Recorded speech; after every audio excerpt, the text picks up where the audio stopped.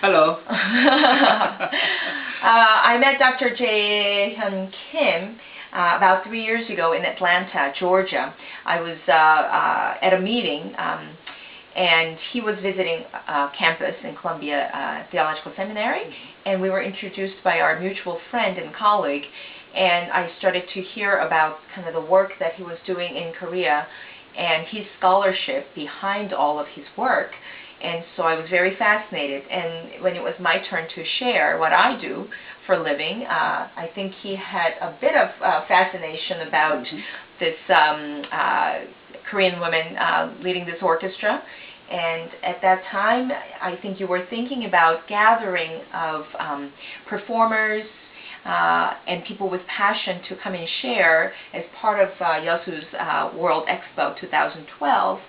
And with his work on Sorok Island, where it is about an hour and a half from the site of the expo, and there were just waterfall of ideas coming out. And when he asked, would there be a possibility of Empire State Youth Orchestra coming out and being a part of this in any way whatsoever, and so being 2 years away from the expo, almost 3 years, I said, I certainly think so. And so that's kind of the beginning of our relationship. Right.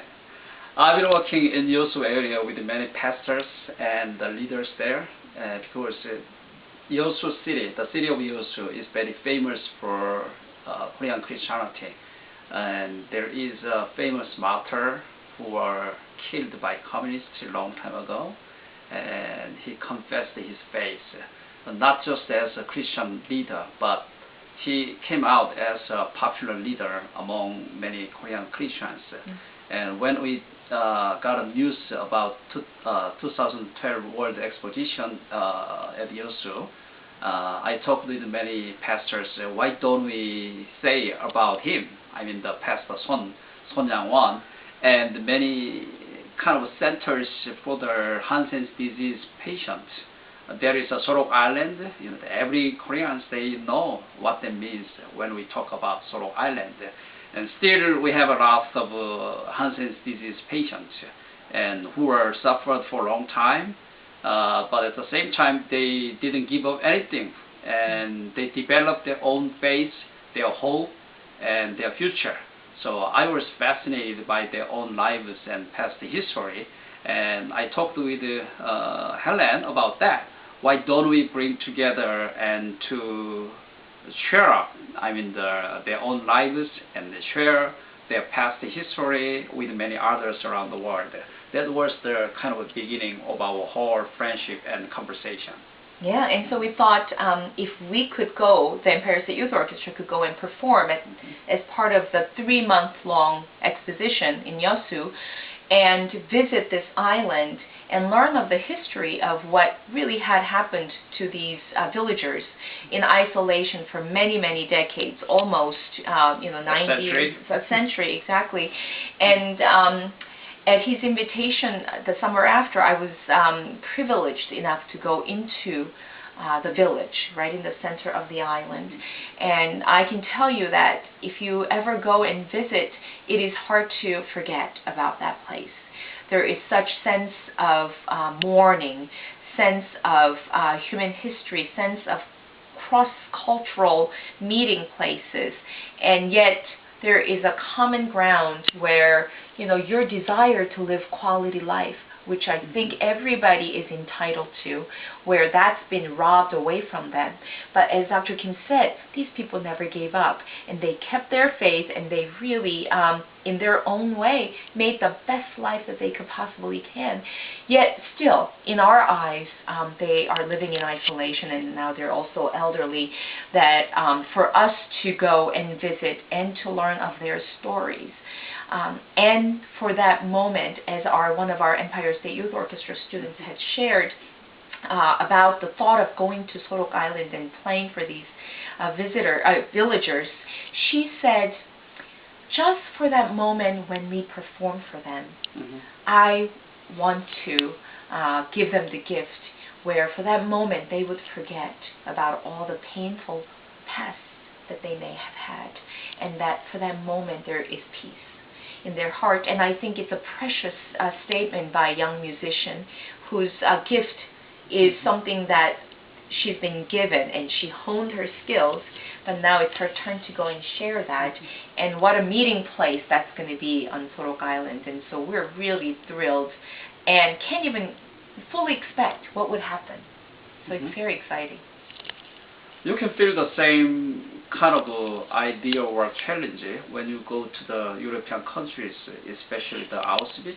I mean, the really mournful, I mean, the terrible place for the Jews, not just for the Jews, but for the many, the other people, right? Humanity. Yeah. But you can feel the same thing when you go to the Sorok Island. And that is the place to learn about 100 years of Korean modern history. Not just history, but their own lives and their testimonies, how they suffered, but how they survived over the long time of sufferings. And at the same time, not just that kind of aspect, the ESYO area or the exposition. ESYO is one of the most beautiful cities in Korea. And also Sorok Island, of course, that island has such a kind of a sorrowful aspect, but at the same time, Sorok Island is a really small deer, right? Sorok means small deer island, but that island is also very famous for its beauty and the natural kind of phenomenon, the surrounding that little island. So once you came to Sorok Island and ESYO, you can feel it. You can see the beautiful scenery of Korea. And at the same time, we have the largest steel company postcard just at the vicinity of the ESYO area. And we have very historic sites for the General Lee, who invented the little turtle ship, warship. I mean, the little turtle, the warhead. And 400 centuries ago, when we have a war with Japan, so that generally is so famous, not just in Korean history, but for the world history of war. So you can just feel it, the turtle ship still, under the sea, right? So that is a really fantastic area to learn history and the humanity, human dignity, human nature. Even those small areas is really just 1 hour's driving course, from ESYO and the Sorok Island, but you can see tons of the kind of living education. Yeah, it's beautiful, And the concert hall that we'll be playing, which is kind of an arts village within the expo site, the architect, he's a French architect who's building this, overlooks from the top of the hill all open sea. And so what I'm really looking forward to is our concert on the expo site is going to be at 5 o'clock in the afternoon on Sunday. You can see the sunset. By the time we are done with our performance, when we come out, we're going to be faced with the sunset. And so I'm imagining, and I'm already inspired. So that's really exciting. But also, after Sorok Island performance, we will perform at the expo, and then the next morning we will visit the very hospital that Reverend Son, the very famous martyr, found and kept up with taking care of the patients there, and was really truly a community and the nation's leader in independence, true independence of human spirit, I think, in Korean at the time. His whole museum is there to learn about his story of how the very killer who killed his own biological sons. Two sons. Yeah. He forgave the killer, young man, and adopted him as his own.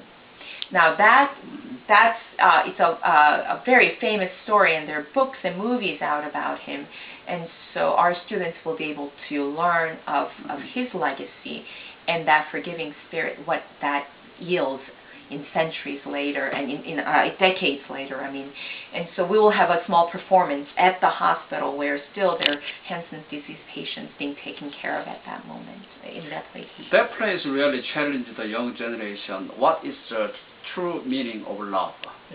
Not just within the religious circle, but beyond the religion. what is the real meaning of love. Someone killed your two sons on the same day. Not just not just for any other reason, but because they were believers. They were religious people. The rapists from the North Korea, they just killed them. But at that day, the Reverend Son decided and wondered and pondered about what is the real meaning to be a Christian, to love someone as yourself. And Helen talked about that. The Reverend Son pardoned those 5 rapists, the communist young people, and took one of 5, as his stepson. That story really challenged lots of people, including the Korean people, but around the world. And for the last 5 years, I worked on the original writings, and we edited and we produced more than 15 books, which tells about that story and Sorok Island story and many other interesting stories around the ESYO area.